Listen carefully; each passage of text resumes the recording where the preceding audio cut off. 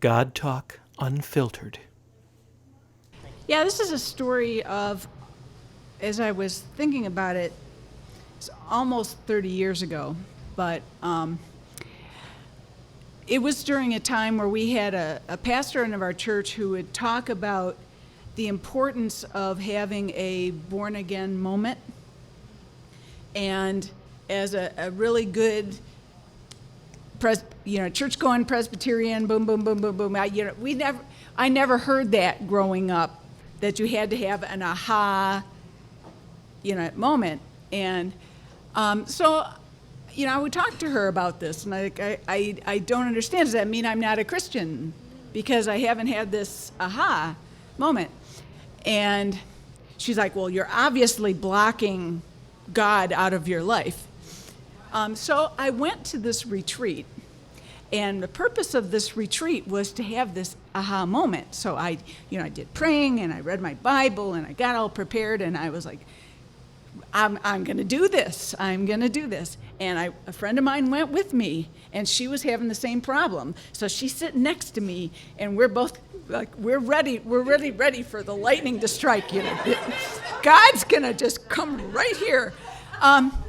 And by the end of the weekend, she had this amazing aha moment, and I got to watch her having that amazing aha moment.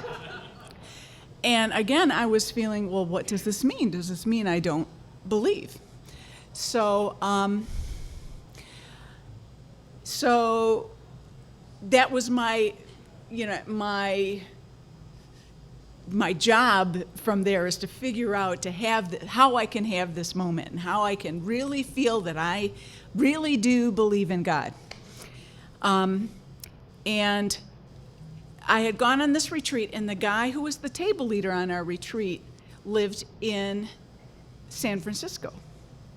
And he said, why don't you come out to San Francisco sometime? And I was like, I worked for the Girl Scouts at the time. I made like $9,000 a year. And I'm thinking, thank you, but in your dreams.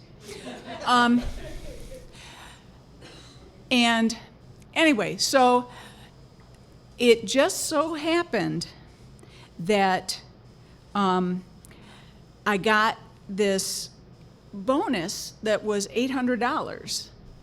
Was enough for me and my spouse to get tickets to California. So it's a miracle. It's a God thing, right?